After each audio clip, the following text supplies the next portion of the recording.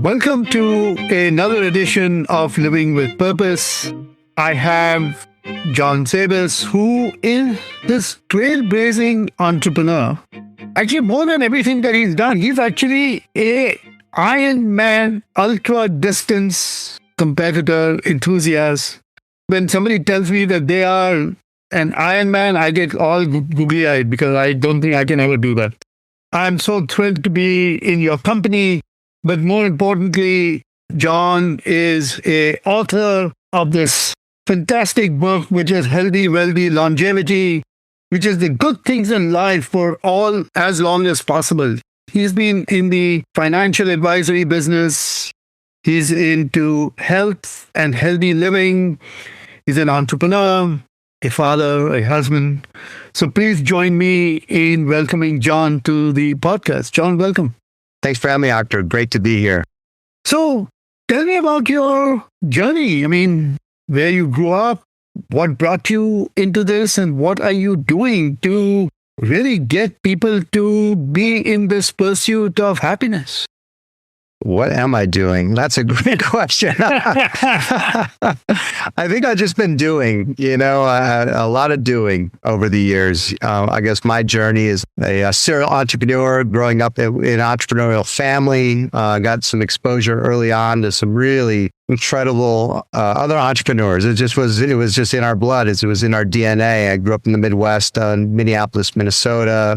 I got exposure to Wall Street. I got exposure to all sorts of exciting business. And I was just, I've always been just intrigued with it. So, my career took me to Wall Street early on, University of Minnesota Law School. I started several companies early on, and, some of them went public. I grew them to billions of dollars in assets, had incredible teams. I spun off companies into molecular biomarker technology company. I'm now doing Longevity Financial Partners. I've been in this longevity financial space now for almost 2 decades in principally the life insurance industry and in financial advisory world. And then I got into these molecular biomarkers of health and aging.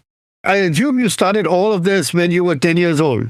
When I'm looking at you, you don't look a day older than 30 years old. So I'm not sure how that is possible, but I am telling you the secret sauce that he has, he's actually living it. I'm 58 years old. Chronologically, I'm going to celebrate my 59th chronological birthday, which is 59 times around the sun. But biologically, as we measured with using what's called the epigenetic clock, I'm somewhere in the neighborhood of around 40. So I'm around 18 years biologically younger. So why is that and how is that? That's a really interesting question. And I didn't really know what this notion of biological aging was. It was something, again, as an entrepreneur, I learned it because I needed to for my business. I was exposed to the epigenetic clock and gene expression and what are genes and how do they express themselves and how do they drive this thing called aging. And so in my book, I write about healthy, wealthy longevity, and I explain how health is so important and where it comes from, starting with our DNA. It's our starting place, but hardly where we end. And we have so much agency in who we are and how we become this older person. And we do that through lifestyle. And through lifestyle, we drive gene expression in a way that will allow us to have a healthy, longer life. And longevity, as I was sadly, I guess, brought to my full attention, my mother was sick while I was writing this book. And while I'd been working in and around the longevity industry, it had never gotten personal. And when my mother got sick, it got real personal in a way that I hadn't experienced before. So longevity is this most invaluable asset that we all have. It is the single most valuable thing that we have, because when it's gone, it is gone forever. And so if I can help people, that's why I wrote the book, if I can help people in their journey to get as much of life as they can for as long as they can, well, then I've done something. So I wrote the book on that. Lifestyle is a big part of that. So let's just go back. So you said you grew up in the Midwest because Wall Street is far away from the Midwest. But you said you were surrounded by entrepreneurs. So talk a little bit about your family, your parents. What were they doing and how did that rub off on you?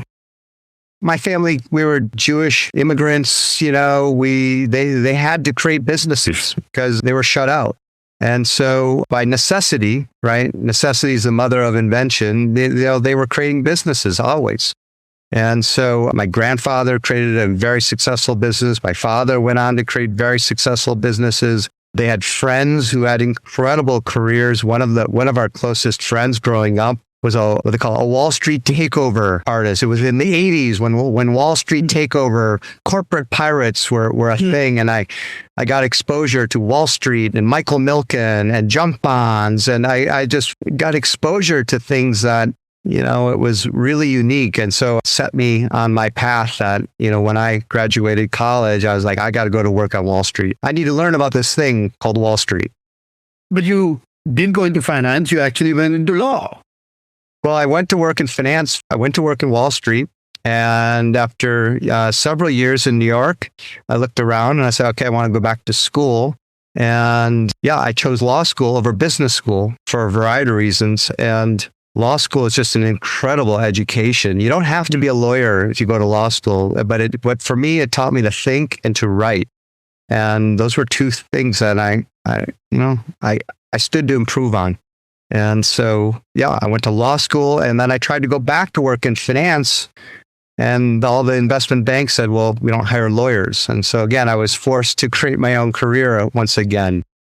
So how do you then move into health and biomarkers? Tell me that story.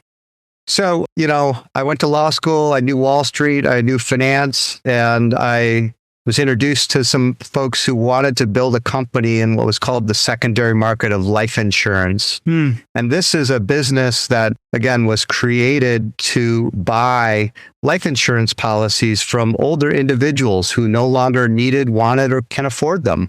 Once you buy a life insurance policy, it's a great product to buy, but if you can no longer afford the premiums or you no longer need it, what do you do with it? And you don't have any options. So this secondary market evolved to give consumers options. I was very fortunate. A very large European bank from Wall Street backed me on that and set me into business. I had a $200 million line of credit to go buy these life insurance policies from seniors across America. And I built, a leading company in this space.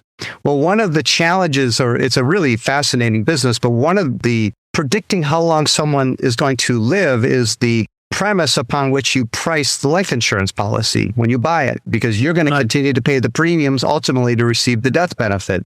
And I felt like we weren't doing a very good job. The industry wasn't doing a very good job of predicting how long people would live.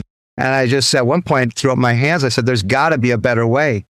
I mean, there's so much tech and everything's happening around us. And I felt like we were using technology based on the 1960s, and it was requiring blood and medical records. And I mean, if you look at a life insurance underwriting, anyway, so I had never read a peer-reviewed scientific article in my life.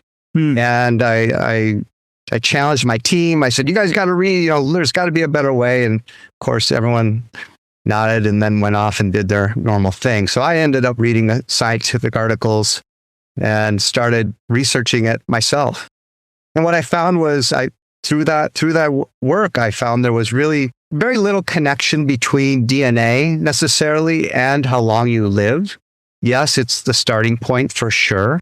If your parents live long, the odds are you're going to live a little longer. But if you smoke, if you don't exercise, if you do all these bad things, I can guarantee you it will be shorter than your parents. So I self-taught myself how we as humans operate in terms of molecular creatures. And then one day, my brother, who has a PhD in organic chemistry, through this article, it was on the cover of Nature magazine about this professor at UCLA, Dr. Steve Horvath, who had invented the epigenetic clock. I read the article and I was like, well, this is different. What's this about? And he, quite boldly stated, I can predict how long people live. And it led me down to this. I contacted Dr. Horvath. I went out to UCLA. I licensed the epigenetic clock from UCLA for the life insurance industry. I decided my next venture would be to rewrite the life insurance underwriting programs using these epigenetic biomarkers. And I learned all about epigenetics. And epigenetics is the study of what's called the epigenome, which is the epidermis, the skin of the genome. And what I learned was that as we live, as we do our lifestyle, we impact chemically the skin of the DNA, which basically drives how the DNA expresses itself. It's called gene expression and epigenetics. When I met Dr. Stephen Horvath at his office, I said, so let me get this right, this epigenetic clock, we're both 50 years old chronologically, but my epigenetic clock is 40 and yours is 60. Are you going to die sooner? He says, absolutely 100%. I could guarantee it. I said, well, that's interesting, because that's the first question on a life insurance application. How old are you? And the next question is, do you use tobacco? And he said, oh, I could tell you not only if you smoke, but how much you smoke.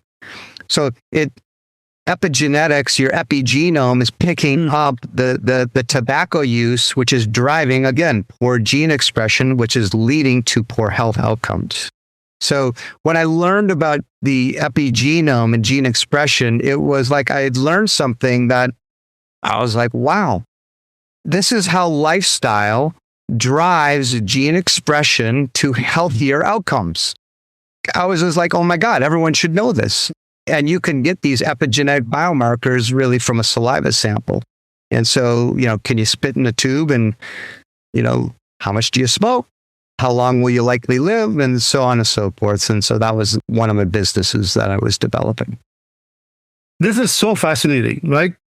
So how has that changed the life insurance industry? Not yet. Not yet, but I'm not done. I patented it. So there's a patent out there on using epigenetic biomarkers for life insurance underwriting, saliva-based. In an entrepreneur's journey, a lot of things can happen. That company was set to go public on the New York Stock Exchange, and it was all good. And all these investment bank, Wall Street again was going to give me a bunch of money. And then, as fickle as the world can be, everything changed. And eventually my board thought that I wasn't the right guy to lead the company and kicked me out and wrecked my company. And, that's how it goes out there. But that patent's still there, and I'm not done yet. Well, we are looking forward to seeing what happens next.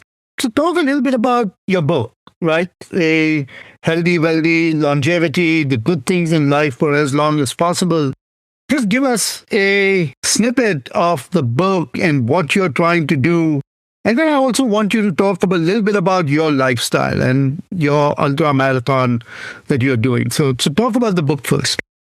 The book, again, I've been a student of positive psychology for many years, self-help books. I've relied on a lot of learnings over the years that have helped me in my journey. And, through that experience and through those learnings, I basically came to some conclusions in the spirit of your podcast. We have to have the right mindset to achieve what we want to achieve in life. So how do we get and maintain that positive mindset to have purpose, to have intention, to get what we want? And once we have that, once we've mastered that, then if we focus on our health and taking care of our health through lifestyle, since we know lifestyle will drive, we have so much agency over our health, and we focus on our career through prosperity, right? You need some level of prosperity, how much you get to decide, but you need to have some level of prosperity. And so how do you go about doing that? How do you choose the right career? How do you succeed with self-mastery? And so I basically laid out a scaffolding for folks. It's a blueprint, right? Which is how to increase the odds you get what you want out of life. And I think it's basically through a mindset to basically set to what you want to achieve, then take care of your body through a healthy lifestyle, and then work like hell on your job to achieve a level of prosperity so that you have the ability to do what you want to do. And that's sort of just the sum and substance of it. So there's a lot more, obviously, in the book that I go into on all of those, but that's the layout of the book. You also have this journal, right? This Pursuit of Happiness journal that comes with your book. Talk a little bit about why a journal is important. What does it do to individuals? I'm assuming you're doing it because you really want people to create habits. The prompt journal was something I made for myself about, 10, 12 years ago after listening to a podcast with Tim Ferriss. He was talking about the 5-minute journal, prompt journaling. I'd never heard of prompt journaling before. And so I went to get the 5-minute journal or whatever, and it was like an inch and a half thick. It had a year's worth of entries. And I travel all the time. I was on the road. I didn't want to schlep this thing. I also love to do sort of exceptionally light travel. So anyways, I designed it for myself, and I did multiple iterations of this thing, this little prompt journal. And so prompt journaling is different than typical. There's a few prompts in there on a daily basis. And the idea is to keep your mind focused on what you want in life. I call it a battle of your intention and attention. You have to keep your attention on your intention. And the best way to do that is through a daily reflection and writing it down, because writing it down manifests the thought into a reality independent than the thought itself. So that's as simple as this butterfly effect, right? So the first mistake most people make, I believe, in achieving whatever it is they want out of life is they don't write it down. So if you write down these little bits every day, what do you want to get done today? Get something done. So how do you swallow the whale? One bite at a time. So this little prompt journal, I call it your self-coach. It's your little self-coach coaching you to do the thing you need to do. Sometimes you won't do it, but you'll go back to that the next day. You're like, okay, well, I'll try it again today. And eventually you get these things done and you start chipping them off. And suddenly this life that you want is built off of these many, many little steps that occur along the way. And writing them down each day and every day along the way will help you do this. I've done it myself for over 10 plus years. I've got stacks of those little journals, and I printed them. I started handing them out, and people love them. And it works. It's the way that I operationalized this process. And it simply just works. I just love what you just said, right? That there is this battle between intention and attention. And we constantly, every single one of us goes through that all the time. I completely believe in your act of writing it down, because that then takes the intention and puts it into attention. And I think there is a step beyond the writing it down, which is actually acting on it. And then how do you kind of get to that act? And I think your prompt journaling, when I went through it and I looked at it, I said, this is just such a fabulous little thing, and I'm really going to start using it. So, Jon, thank you very much for really bringing this to the attention of people, that if you want to achieve anything, you've got to go beyond the intention and really talk about attention. So maybe that's really what's got you into your ultra marathon stuff. So talk a little bit about that. I've always had a healthy lifestyle. My father was sort of a jogger and a kind of a diet nut back as a kid. I can remember him. He'd bring home this like Swiss muesli cereal, and I would look at him, and and he'd have a little jogging running club, and he used to bring us to the health club and play racquetball on Sundays. So he's always been that, and I guess, and my mother as well. So I don't know. When I had our child, our first son, Jackson, I started running, as a way to, I was never a runner, and I started running, and then I ended up wanting to do a triathlon, and I just loved, for me anyways, as an entrepreneur, when I'm moving, when I'm walking, when I'm biking, and when I'm exercising this body, I put positive psychology tapes or your podcast. I'd listen to it while I do this, and my mind just drips, and the solutions come to me. Things happen. And so it just for me was a way in which I found the solutions to the challenges of the day. I always felt better when I came back. Ultimately, I got into these longer distances. And what I really loved about that was you would reach these points of challenge where it was like, this is really hard. It feels hard. How could I, as you said, how could you possibly do an Ironman? And the fact is, accurate, you could do one. Yeah. You could, and so, but because it became this mental game, and it taught me that the road always continues. And I built up a resiliency muscle, that not to give up, that if you keep putting one foot in front of the other, you would get there. Things would get better. And so I think for everyone, if you've never done a 5K, a 10K, wherever you're at in your own health journey, I would really encourage someone to do a 5K if you've never done anything. That's 2.5 miles. Believe me, you can walk 2.5 miles. Okay. If you've done a 5K, then try a 10K, because it's a place in which you can build this muscle memory of, I can't do it. I can't do it. You can do it. And you need to have a place where you can test that and show yourself you can do it, because you're going to find so many other places in the world where you wish you could have or thought you couldn't do that either. But you can, but you have to teach yourself that you can. And that's a great place in which to experience that. I walk 5 miles a day, every day, regardless of the weather, the condition, where I am. And I've now done it for over 6 years continuously, every single day. I never started off with that intention. I just started off with the intention I'll go out for a walk. Then I got this Apple Watch from my wife as a gift 6 years ago, and it prompts you.